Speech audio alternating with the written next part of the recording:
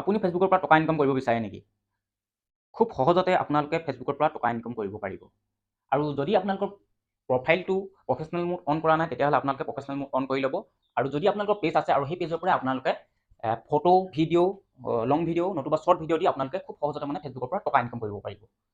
মই কেৱল আপোনালোকক এই ভিডিঅ'টোত বোনাছৰ বিষয়েহে ক'বলৈ বিচাৰিছোঁ। ফেচবুকে মানে বৰ্তমান সময়ত বোনাছক মানে অধিক গুৰুত্ব দিছে।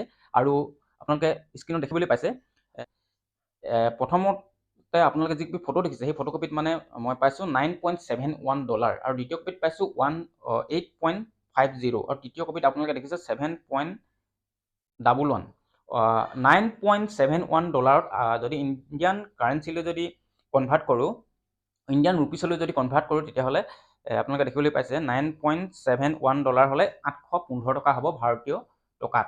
অৰ্থাৎ একপি ফটোত ইয়াতকৈ বেছিও পাব পাৰি। মানে মই যোৱা মাহতহে আপোনালোকক মানে দেখাইছোঁ। কেতিয়াবা হয়তো একপি ফটোত আপোনালোকে মানে $50, $100, $80 তেনেকুৱা ধৰণে একপি ফটোতে আপুনি মানে পাব পাৰে।